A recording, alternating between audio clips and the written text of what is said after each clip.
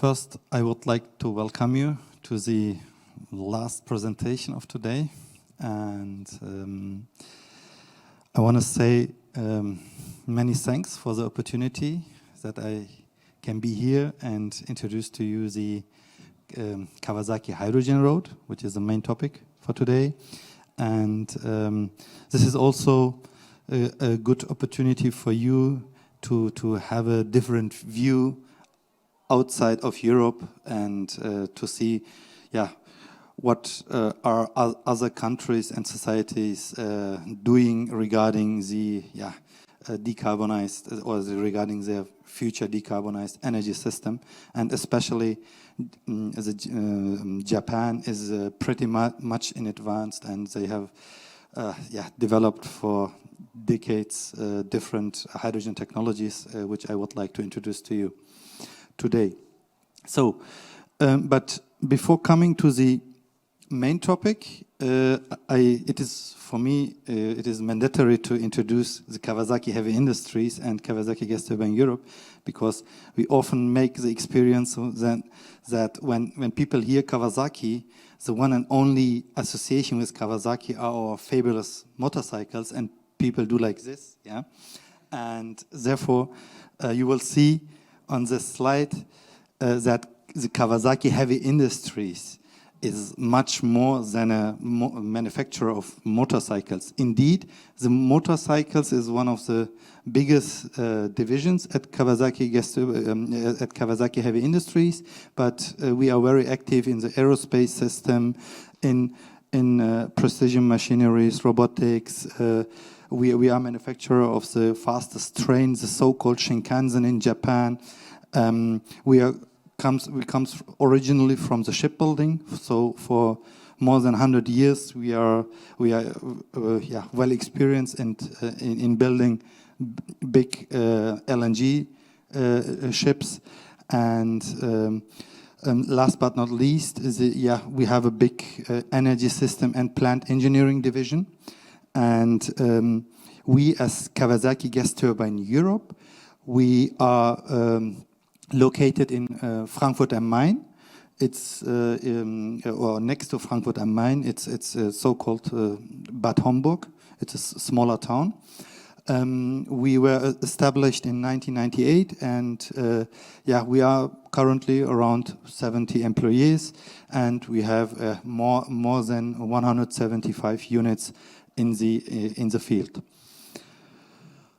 As I said, the headquarters of Kawasaki Gas Turbine Europe, it's in Frankfurt, but besides this headquarters, we have an additional office in Bucharest, Romania, and we are working in close collaboration with business partners. One is so-called Soljet, located in Spain, and the other one is located in Verbania, Italy, the so-called Mercurio Group.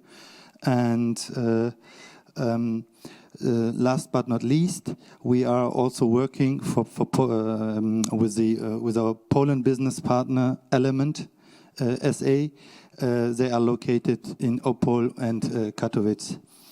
And as you can see, we are responsible for, as Kawasaki Gas Turbine Europe, with this constellation, we are responsible for the whole European market. And you may thought that Kawasaki, Japanese technology, Japan is so far away, and but you can see that we are much closer to you, to Poland, as it seems. So therefore, we believe that we can contribute to many of your projects, to realize your ideas, and we can support you to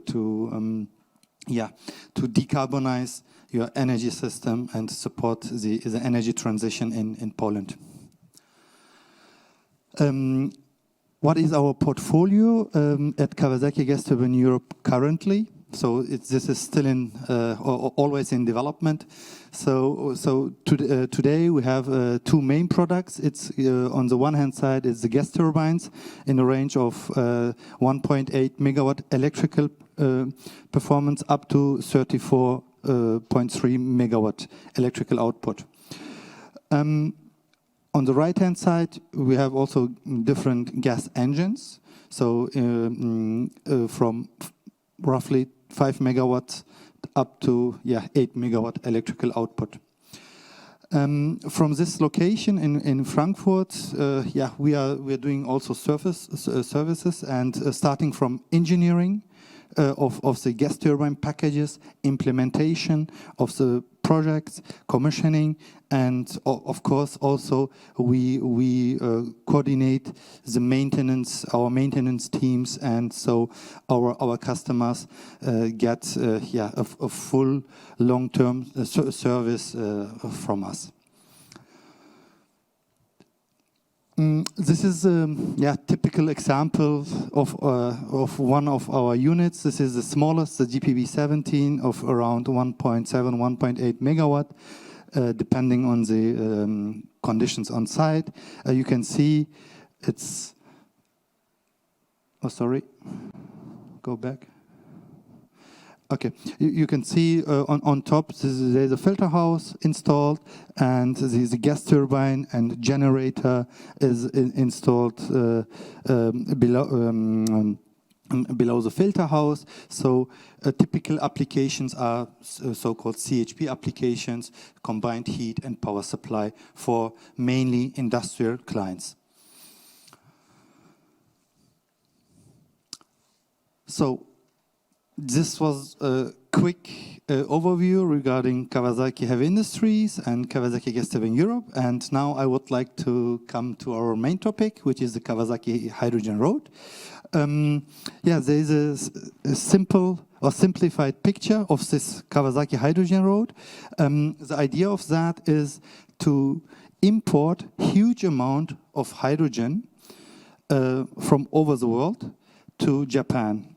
And the starting point of this hydrogen road is producing blue hydrogen by gasification of lignite coal in Australia, and liquefied this hydrogen, store the CO2 under the sea ground in Australia, and import this liquefied hydrogen to Japan.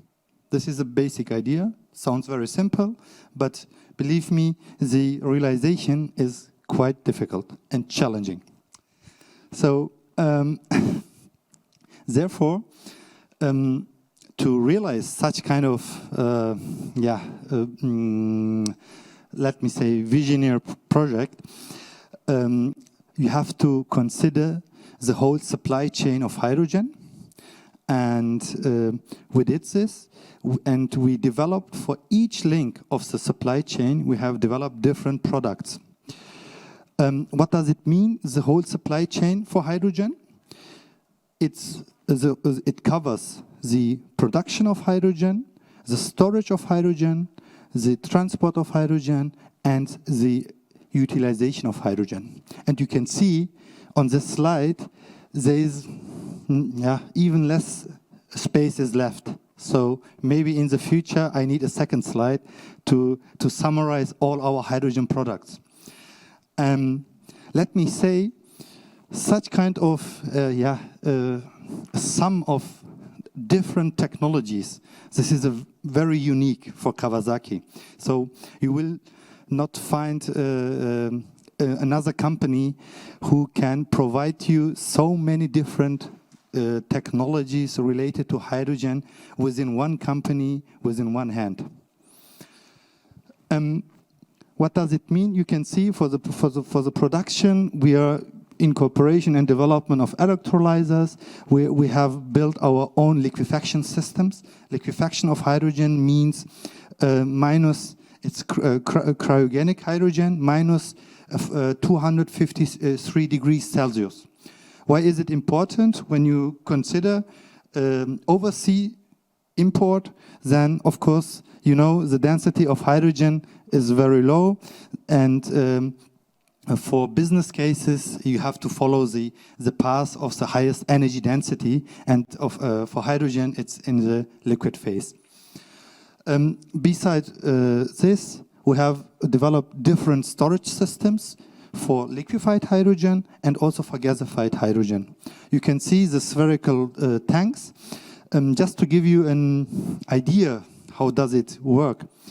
This spherical liquefied storage tanks, it's more or less adiabatic.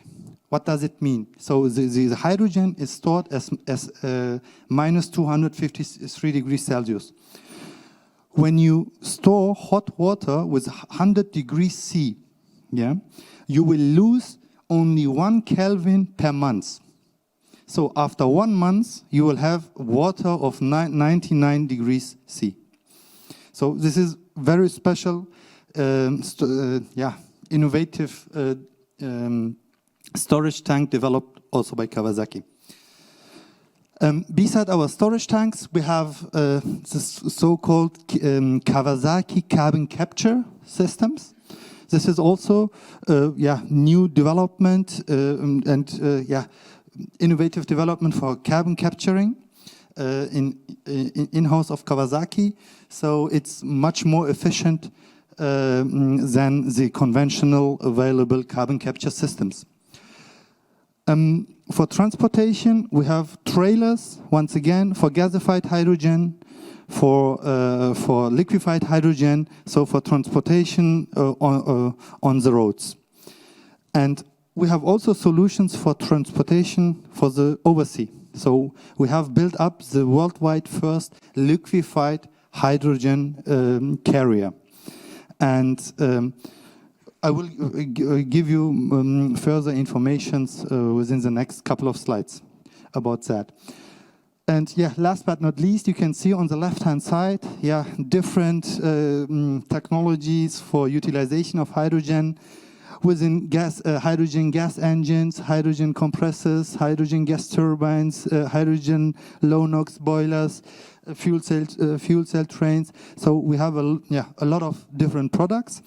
Let me say, all of these products, most of them are already developed. Some of them are in development. But I believe within the next couple of years, so in a near future, we will realize all of that.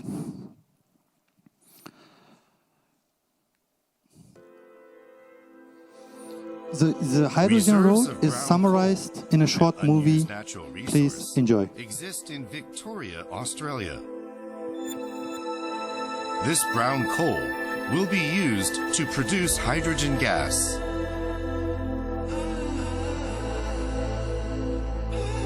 This hydrogen will be liquefied at a port, then loaded onto a ship, which will cross the equator and head to faraway Japan. The ship will travel approximately 9,000 kilometers during a voyage that will take 16 days.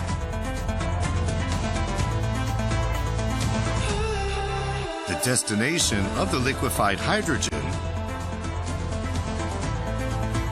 will be Kobe, a city well known around the world as an international trading port.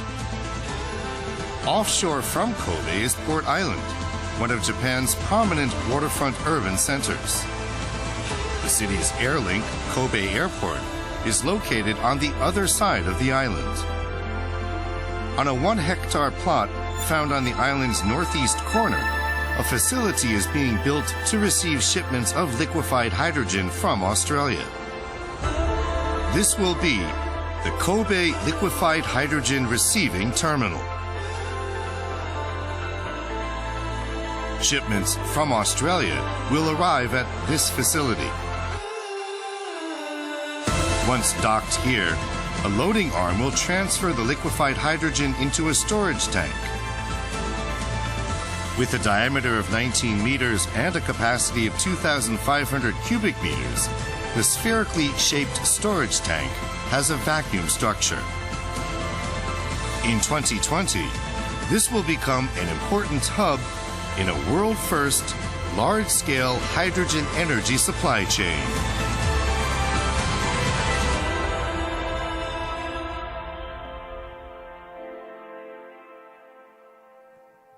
So, in the video, in the last sentence of that statement, it was mentioned in 2020.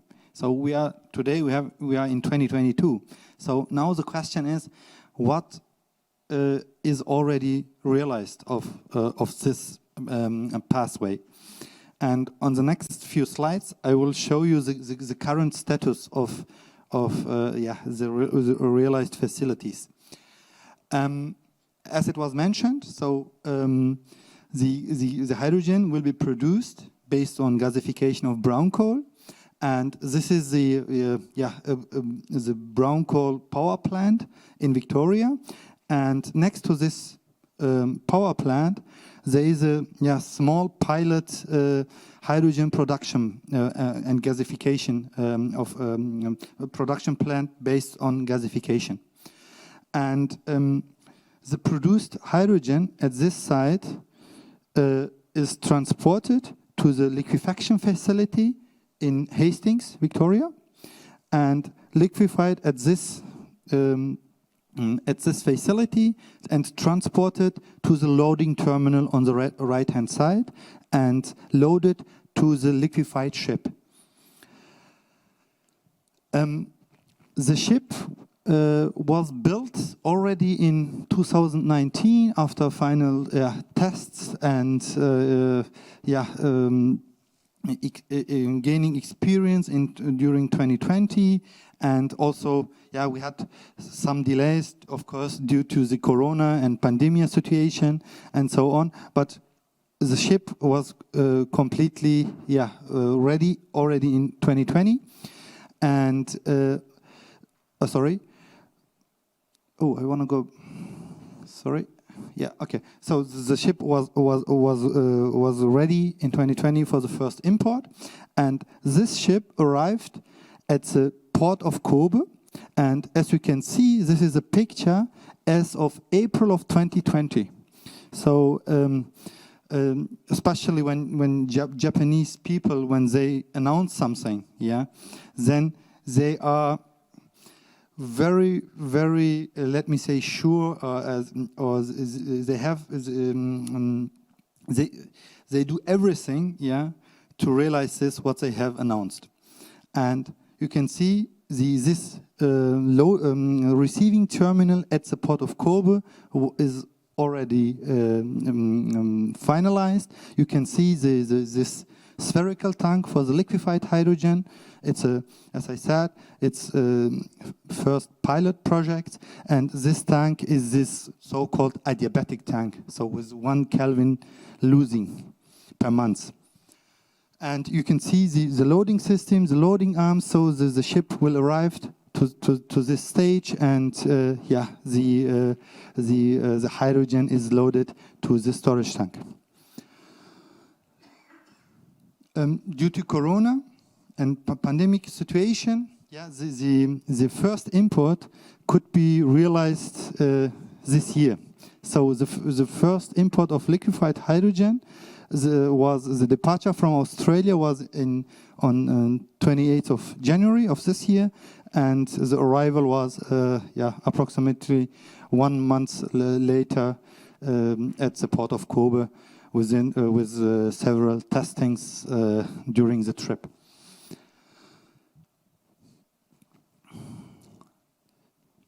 For the future, so the starting point is this small pilot demo ship.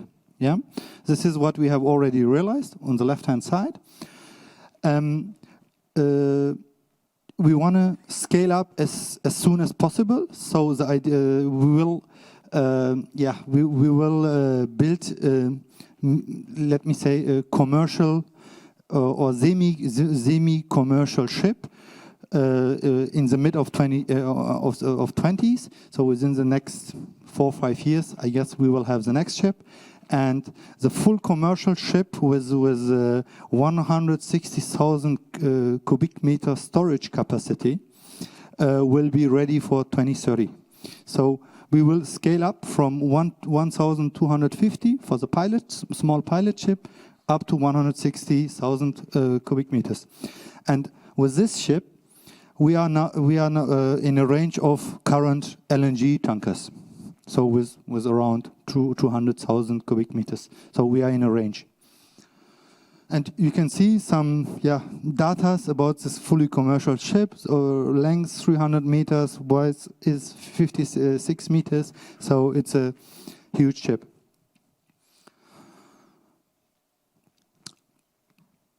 And as a last link of this whole supply chain, is of course the utilization. And we as Kawasaki Gas Turbine Europe, as I said, we are mainly focused on gas turbines. And within the next few slides, I would like to give you more details about the hydrogen capabilities of our gas turbines.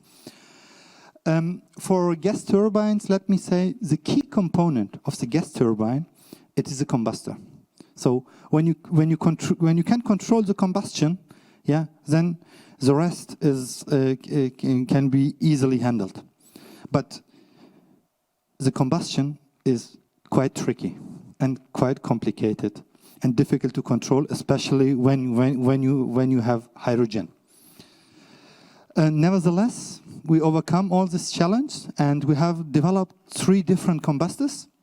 The first one is our, let me say, our conventional DLE combustor for natural gas. It has a hydrogen capability. This is our standard from 0 to 40 volume percentage hydrogen at mixing. The second combustor, the first one is a DLE. It's dry, low emission, so there is no need to inject water. So for the combustion expert and gas turbine expert, in general, there are two types of combustors. One is DLE and one is diffusion. For DLE, there is no need to inject hydrogen. It's dry. And there is no need to inject water or steam. That's the reason why it's called dry. And for diffusion, flame combustors, to reduce the NOx emission, you have to inject water or steam. However, the biggest advantage of the diffusion flame combustor is the fuel flexibility. The diffusion flame combustor provides maximum possible fuel flexibility. This means this combustor can operate with 100% hydrogen, 100% natural gas, and any mixtures in between. So fully flexible, more or less on like a touch on a button. So, and this combustor was already tested and demonstrated in 2016, 2018, so it's fully tested. The third combustor is the so-called DLE micromix combustor. This is our latest development, and this combustor is the worldwide first DLE combustor with a hydrogen capability up to 100%. So this is still unique. So even all the others, gas turbine manufacturer, do not have a solution for DLE with 100% hydrogen capability. We started the development of this combustor with 100% hydrogen capability only. After further developments, we reach today more fuel flexibility, and within this combustor you can now inject natural gas into hydrogen. So we are now coming from the other side, and the latest test shows us that an injection of natural gas into this combustor is possible up to 50 volume percentage of natural gas. So we started with 100% hydrogen development and increased the fuel flexibility up to 50% natural gas at mixing. This is also, let me say, a fantastic situation. This combustor was also tested and demonstrated. You can see the years in 2018, 2020, and in general, when we discuss about hydrogen technologies, then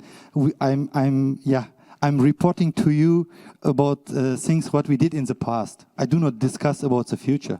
So, and this is also our, let me say, unique selling point, compared to other companies. Usually they said, we will do this in I don't know, 5 years, 10 years, however. So we already did this. So you can see, depending on the needs of the customer, depending on hydrogen availability and so on, you are very flexible within this, within the usage of the different combustor types. And all these combustors we have tested and demonstrated in the world's first 100% hydrogen CHP, combined heat and power plant at Kobelport. So this is the world first one. You can see here on the left-hand side the liquefied hydrogen storage tank, and this the hydrogen is compressed because the liquefaction is under atmospheric pressure. So you need a hydrogen compressor to provide the inlet pressure for the gas turbine. And on the right-hand side, on the upper corner, you can see the world first 100% hydrogen gas turbine. This is a package of our Japanese colleagues. The design is, let me say, it's different than our European CE certificated packages, but it works. And the commissioning of that, it was in 2017. We start to build up this. So 5 years ago. And the commissioning of that unit, we have also summarized in a short movie. And please enjoy. Kobe, a port city that contains both mountains and the sea. Located offshore from central Kobe, Port Island is an urban waterfront area. Besides a residential area with parks, this man-made island is also home to many corporate offices, research centers, and institutes of higher education. With the installation of a supercomputer and Japan's largest biomedical cluster of advanced medical technological institutes, all sorts of innovative research and business are conducted on this island.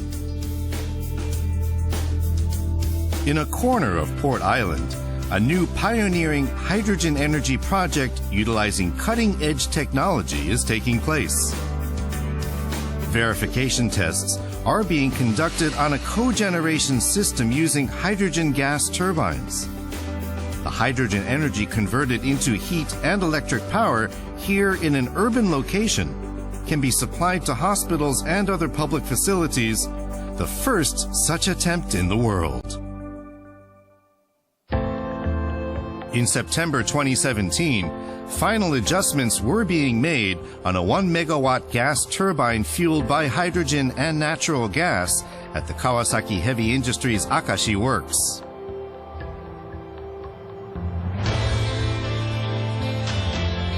A cogeneration system with this 1 megawatt gas turbine as its core has been constructed on the site of a former waste treatment plant on Port Island.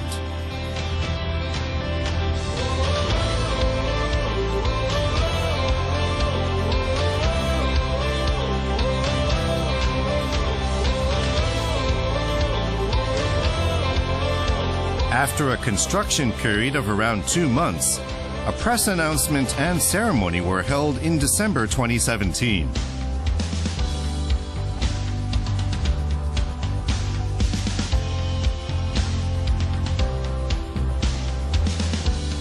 We conducted numerous trial runs and safety inspections.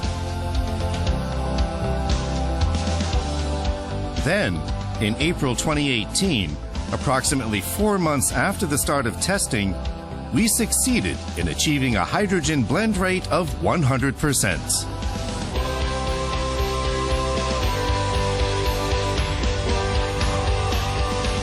Generating heat and electric power in an urban location and providing it to nearby public facilities, this online experimental project is a world first.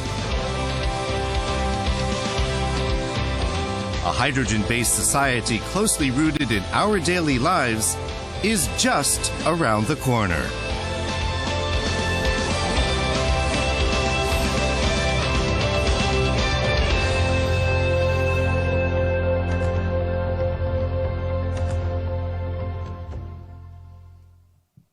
Well, yeah, I personally watched maybe more than 100 times this movie, but it's still amazing, even after 100 times.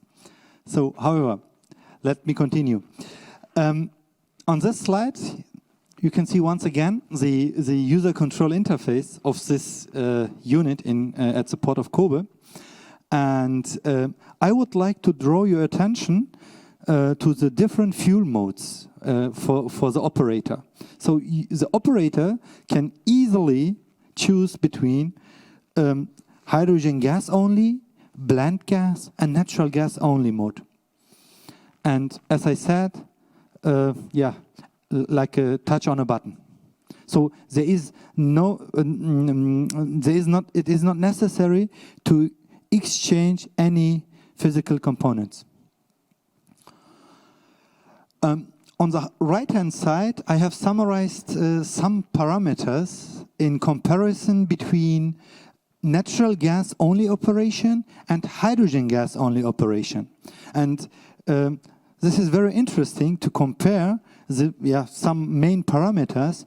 And when you compare, for example, the electrical power output, the fuel input, the efficiency values, exhaust gas mass flow and temperatures and so on, you can see that during natural gas and hydrogen gas only operation, there is no significant differences.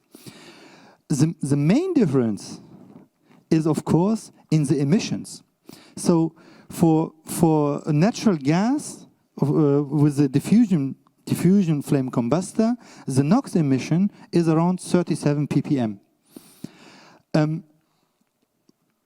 Compared to hydrogen gas only operation, you will have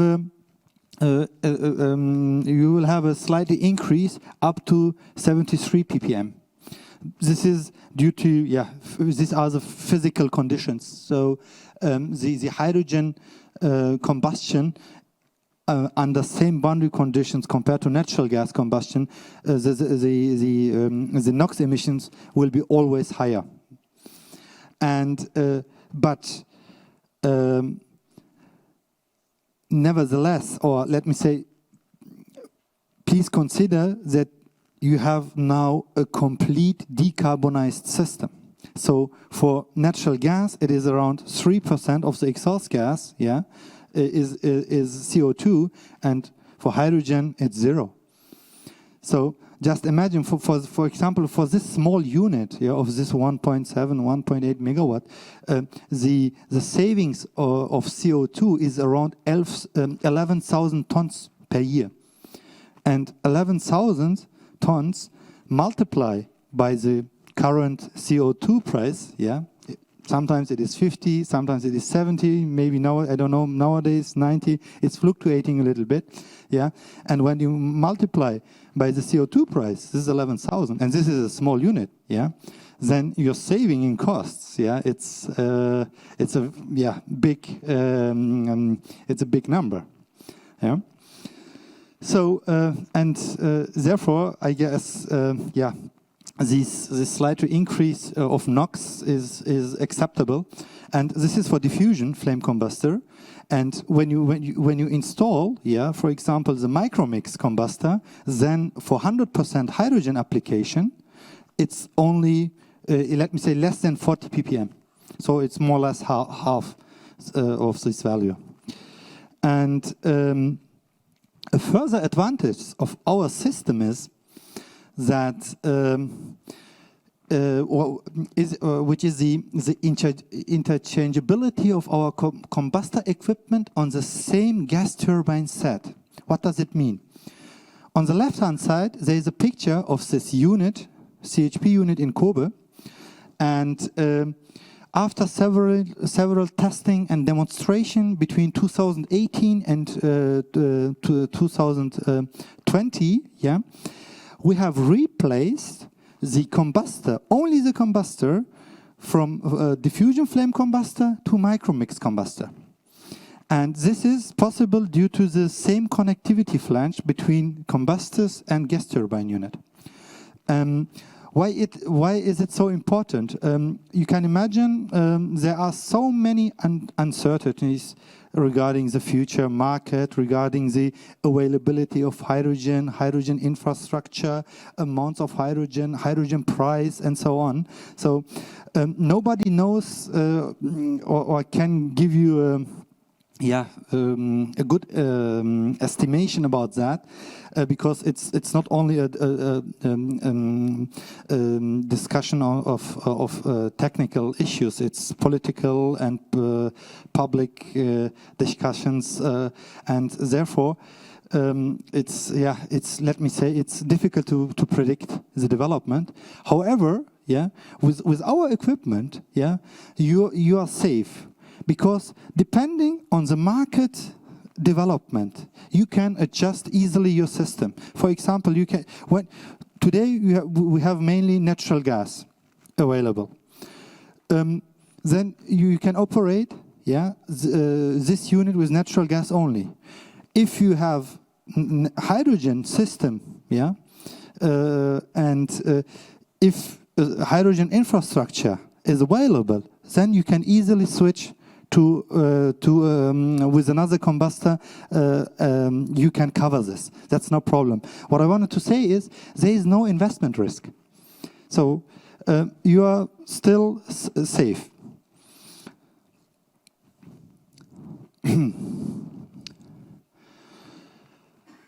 On this slide, you can see a brief overview of our portfolio on the right-hand side, as I said, from 1.8 megawatt to up to 34 megawatts of our different gas turbines.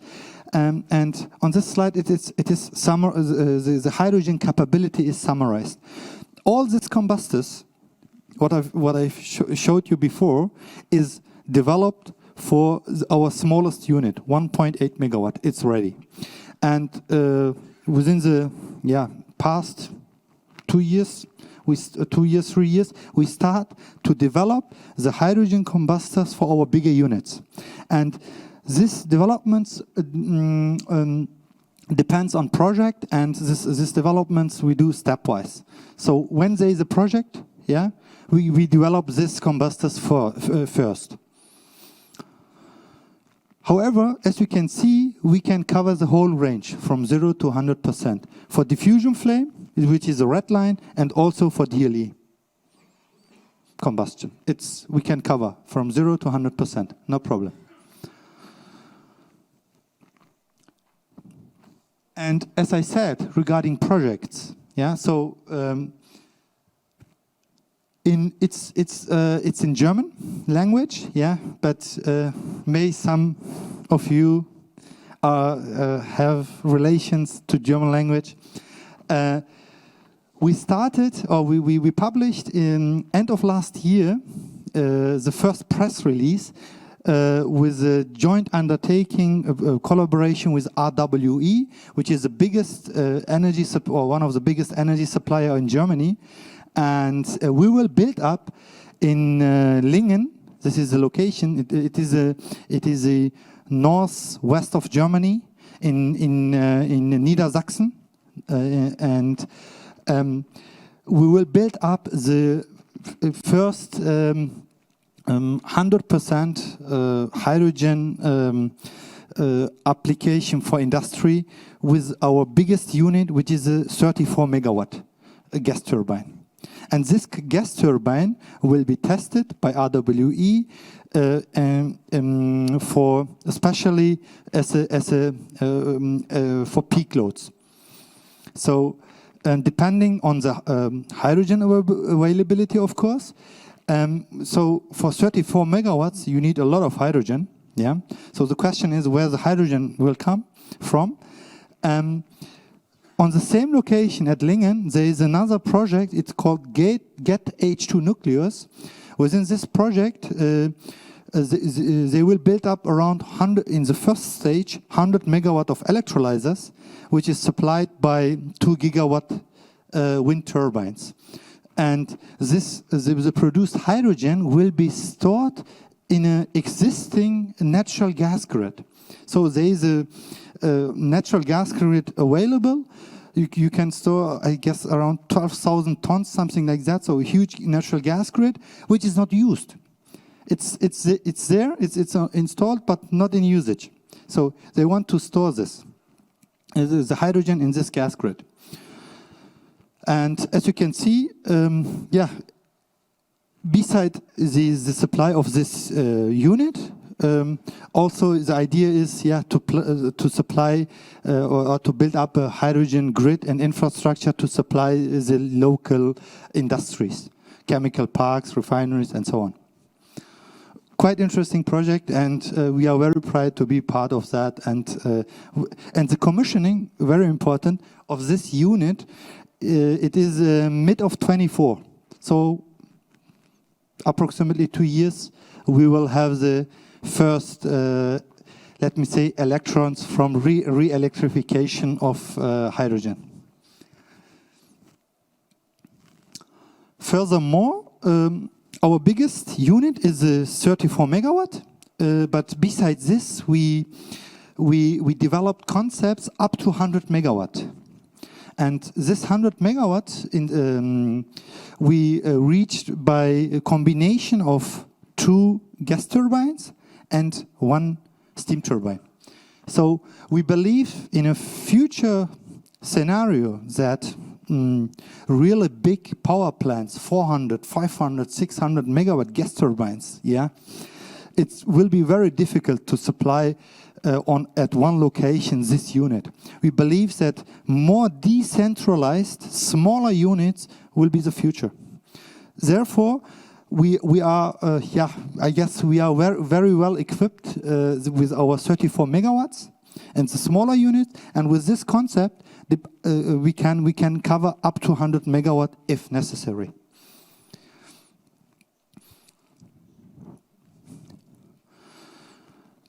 After so many informations about Kawasaki Heavy Industries, the hydrogen products, technologies, and so on, I would like to say something about Poland. Because we are in Poland, and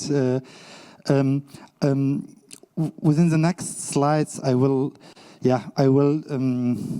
try to give you a view or a possible path how we can decarbonize the energy of Poland, or the energy demand. Okay, I guess you all know this very well, better than me. It's just from Google, internet. So in Poland you have big amount of lignite coal, of hard coal, so it's available. What can you do with that? So please remember the hydrogen road of Kawasaki, the gasification of coal in Australia, shipping to Japan, and use this hydrogen to decarbonize the energy system. And of course, you can do similar. The advantage is that this coal is under the Polish ground. So it is possible. It's just an, let me say, alternative. It is possible to build up centralized hydrogen production plants by gasification of coal, depending on the coal mines. This is one option. The other option is to build up decentralized systems, up to, let me say, between 10 megawatts up to 100 megawatts. So more smaller decentralized systems with which is supplied with hydrogen. This is possible. This is just a very rough simplification, but I guess this gives the general idea. What you can do with this hydrogen, you can export to Germany. We are located in Germany, and we know the German energy market very well. And Germany is highly industrialized, and the energy demand of Germany, the primary energy consumption of Germany is a giant. Yeah, they need a lot of energy, and even in the future, yeah, they are not able to cover their decarbonized energy, and they will need imports.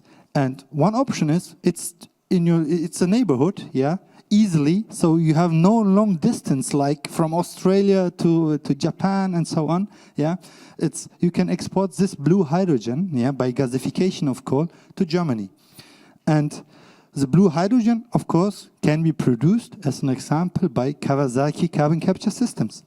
Yeah, and the CO2 can be stored under the Polish ground. You have to analyze this, or in the North Sea. So there are some, let me say, activities of Equinor and so on. So they are well experienced, especially the Norwegian company Equinor is experienced in CO2 storage over decades. And people thinking about CO2 storage said, "Oh, what's happened? Yeah, are there any risks for the future? What's happened with this CO2 and so on?" From the technical point, when you compress CO2, yeah, it's like the phase is not gas. Yeah, it's let me say, chemists, physics, and engineers say it's like a critical fluid. Yeah, it behaves like a gas and like a fluid under pressure, and under the ground over the years. Yeah. This reacts, and the CO2. This reacts with the ground and mineralized.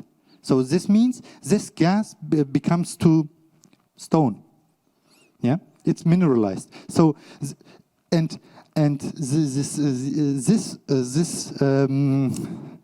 chemical process, yeah, it becomes more safety over the years. So, depending on the local boundary conditions, the problem is that this process can take maybe 1,000 years or 500 years. It depends on the local conditions under the ground. So regarding safety issue, CO2 storage is safe because it's not gas, it's not liquid. After the time, it's mineralized.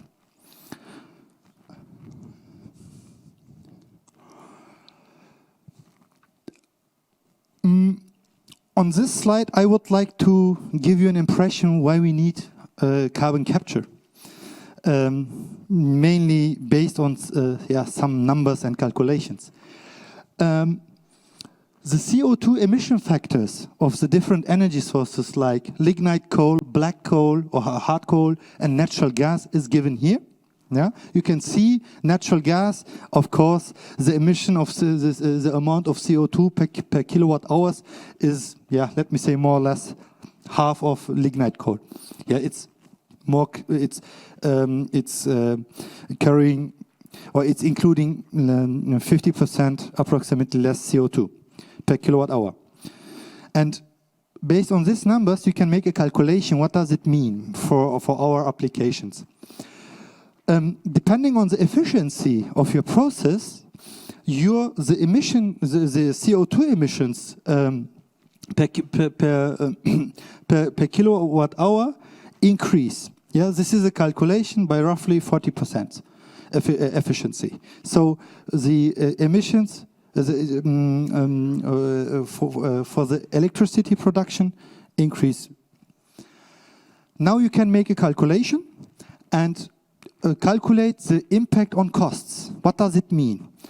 And when you can calculate that under these conditions, that a price increase of 30 euro per ton of CO2 in the ETS system, 30 euro, leads to a cost increase of 1 cent per kilowatt hour coal.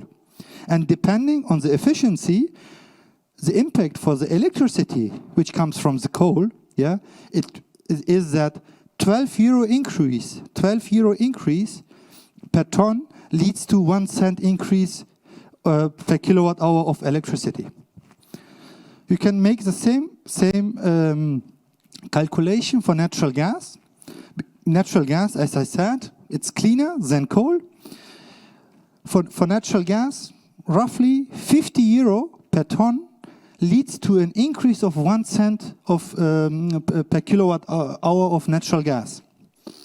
And once again, depending on the efficiency, 20 euro per tons leads to cost increase for the electricity of 1 cent. I have calculated this, as you can see, for 1 cent. So I guess this means, for example, when you have these numbers, you can easily calculate. For example, what is the current ETS price of CO2?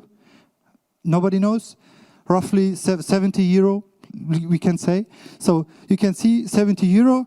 This means for the electricity, yeah, it's 3.5 times. So when you pay 70 euro for the ETS, the electricity based on natural gas production, yeah, it's 3.7 cents more costs. And when you make such calculations, yeah, for example, when you have a huge unit, yeah, a huge brown coal power plant, for example, yeah, 500 megawatt electrical, not brown coal, so it's natural gas, yeah. When you calculate these values for natural gas application with 500 megawatt electricity, then you have to pay a penalty of roughly 100 million euro per year. Yeah, and under these conditions, CO2 capturing, yeah, we have to think about 100 million euro. It's just a small example, yeah, per year CO2, because in the past, ETS was around, the cost was around 10 euro, less than 10 euro per year. Yeah, so the cost impact wasn't so high. But we are now around 70 to 90 euro. You know, the plan of the European Commission is for further increase, 150 euro, maybe up to 200 euro. We will see per ton. So the penalty for that, yeah, it's huge numbers. Yeah, and therefore we have to reassess this, the CO2 capturing under these conditions. However, we are discussing about costs, and now on this slide I would like to give you an overview about, let me say, about the costs issues of the whole. Kawasaki hydrogen road. This means the production of natural gas of hydrogen by gasification of coal in Victoria, and the CCS costs, and then liquefied it in Australia and transported to Japan. So we did a feasibility study of that. About this, the whole process as it is visualized on the right-hand side, and under the given boundary conditions. So a daily hydrogen production in Australia in this feasibility study is around 770 tons per day, and per year you can see also a huge amount. And when you did this feasibility study under these conditions, then you will get very interesting numbers regarding costs. On the pillar on the left-hand side, you can see each portion within this hydrogen path. We can start below. Yeah, in the beginning, it is the Victorian coal fuel, so we are paying 20 cents. For the coal, the CCS capturing, it's around 18 cents. Furthermore, hydrogen purification, 36 cents. Hydrogen production, hydrogen pipelines, hydrogen liquefaction. You can see the liquefaction especially is the main portion, so it's very costly, around 80 cents to produce one kilogram hydrogen. And of course, the freight base and the shipping of the hydrogen is around 22 cents. So in the sum of this whole approach, in the sum you are around €2.50 per kilogram hydrogen. This is, for the beginning, this is a reasonable cost. Yeah, it's not too high. The €2.50 or €2.54 is the cost for Japan, for the import from Australia to Japan. And when you now imagine, for example, we are in Poland and the coal is under your ground, yeah? What does it mean? That the hydrogen cargo shipping is not necessary, freight-based, not necessary, the liquefaction is not necessary in Poland. Yeah, you can produce the hydrogen here and send it to Germany or to cover your demand. So especially for Poland, yeah, there is no distance, so the costs will decrease. And I can imagine that blue hydrogen costs in Poland can easily be done with, let me say, €1 between €1 and €1.50. This is a reasonable cost value for Poland. €1.50 easily reachable, and €1.50. It's still let me say this cost is low. For example, the current hydrogen price in Germany, it is €9.50. So when you have a hydrogen car, you have to pay at the refueling station €9.50 per kilogram. As you can see, you have much more advantages than the Japanese country, because they do not have any coal or limited resources of renewables and so on. So they have to do this job and getting this from Australia.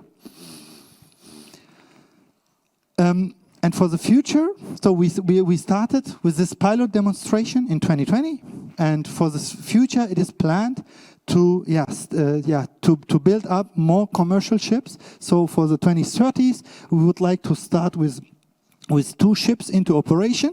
So we will scale it up. And for 2040, our idea is to build 40 ships, and for 2050, 80 ships in operation. And as you can see, the impact on the cost, because we are scaling this up. And even for Japan, the idea is to reach a price level or cost level of €1.50 per kilogram hydrogen for Japan. And when you scale this up for Poland, then the reachable value for Poland will be much lower. Well, before I will finalize my presentation, I have 2 more slides left, and I would like to give you 2 messages beside all the hydrogen technologies and Kawasaki. The first message is the impact of hydrogen admixing on CO2 reduction. You know, there are movements or discussions to inject hydrogen into the existing natural gas grid. And all this discussion is done by volumetric hydrogen. So they inject up to 10 volume percentage hydrogen, 20 volume percentage, and 30 volume percentage hydrogen into the natural gas grid. Especially in Germany, there are a lot of investigation for that. And on this slide now, you can see the impact of this admixing, the volumetric admixing. What does it mean? What is the impact on CO2 reduction?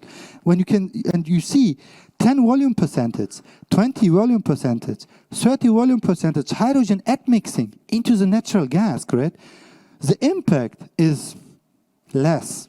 And when we want to reach our goals, which are very, very ambitious, we cannot deal with 10, 20, 30 volume percentage hydrogen admixing. That's nothing.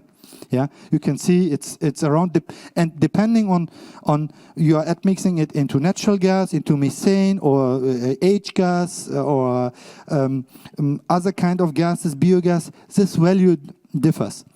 However, when we want to reduce CO2 reduction in a significant way, then we have to think beyond 60 volume percentage.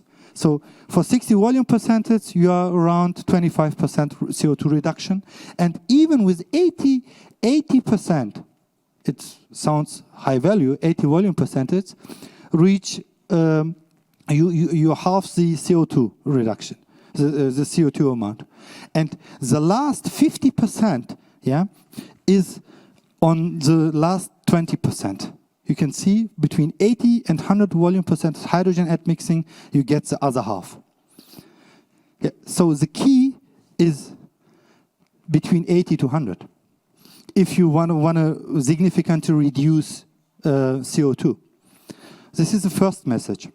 The second message, yesterday I have, during the panel, yeah, I have mentioned some colors of hydrogen, yeah, and on this slide now, you can see the whole color map of hydrogen.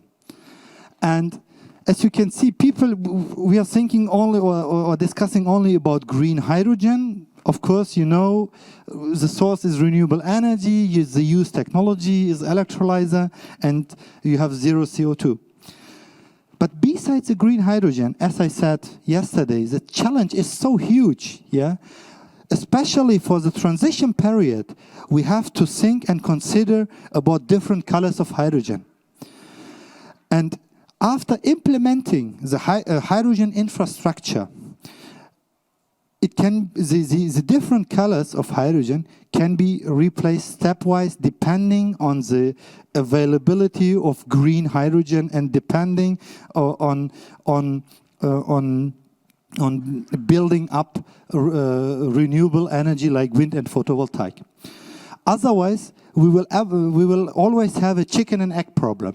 So, you know, people discuss, yeah, we have no hydrogen infrastructure, so what can we do? On the other hand side, they said, okay, and the sector for the infrastructure, they said, yeah, why should I build an infrastructure? No hydrogen is not available. So there's a chicken and egg, and to break this, we have to think not only green, yeah. As you can see, even other colors of hydrogen, yeah, leads to zero CO2 amounts. For example, pink, nuclear energy. That's a evil word, I know, especially in Germany, yeah. But I'm a technician, yeah. I'm not an activist or however, yeah. Even nuclear energy, yeah. When you can use electrolyzer supplied by nuclear energy, and you have the same result, yeah. For when you consider CO2. You know, there is a French, especially a movement in France regarding this. So I guess they was now successful. So they defined nuclear energy as green, or the hydrogen which comes from nuclear energy as green hydrogen. So it's, you can see even the definition of the wording of green hydrogen is not fixed. Yeah, for France is different, for Germany is different, maybe for Poland is different. So it's yeah, there is a, let me say, some yeah, different. It's vary a little bit. However, my personal favorite is turquoise hydrogen. Yeah, turquoise means based on natural gas. The use technology is pyrolysis and plasmalysis, and the CO2 amount, yeah, is near to zero.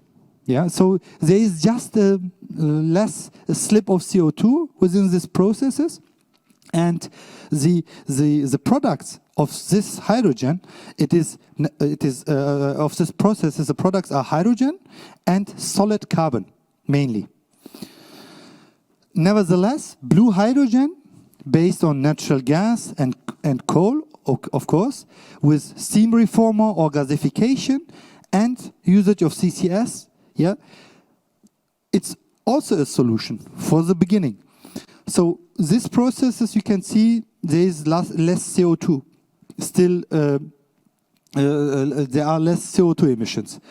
Yellow hydrogen, the electrolyzers are supplied by the grid, and depending on the energy mix in each country, the CO2 emissions can differ. Some depending, for example, in Germany, it's less than in other countries where the renewable energy mix of or the total energy mix of renewable and conventional is let me say it depends on the relation on portion of both of these sources. So it's, of course, there are CO2 emissions, and of course the gray hydrogen and also black hydrogen is possible. However, I'm showing you this color map, but in my point of view, we should stop to discuss about the colors of hydrogen. We for a better political and political acceptance and acceptance by the public and during the discussions with the public, it is better to distinguish and assess the hydrogen by its CO2 footprint. Then, when you focus on the CO2 footprint, then let me say the source, it's nuclear, natural gas, coal, or however, it's not. Let me say, it's not so important, or let me say the focus is different, and I believe that this would help to increase the acceptance, and therefore the assessment should be by CO2 footprint and not by color. And with this word, I would like to summarize my presentation. So, already 1 hour left. So many thanks for your attention. So, as I introduced to you, the Kawasaki Hydrogen Road is in development. We have developed a lot of different products. Just imagine the slide with the whole supply chain, with a lot of different products, as I said, from production, liquefaction, storage, transport, utilization, and so on. So a lot of things are ready, and of course, depending on the current CO2 taxes, I guess CCS we have to rethink about that issue, and especially further increase is expected for the EU ETS soon. I believe that coal power plants can be a part for future energy supply by production of blue hydrogen for Poland, for Japan, for other countries, for Europe, especially in within the transition period, up to implementing the hydrogen infrastructure. We need this huge amount, and we have to produce this. We also believe that blue hydrogen can be cost competitive, so the costs are low. We did this feasibility studies, and basic concepts for Poland. It's up to you how you handle this. It's just an idea. There are concepts like centralized or decentralized solutions. And with this word, I would like to say many thanks for your attention. I hope I could give you an overview about what we are doing. And I would be pleased when you have questions. Please contact us, contact me, contact my colleague, and from Element. So we have a booth there. So we are awaiting you, and I will be ready for your questions. Thank you very much.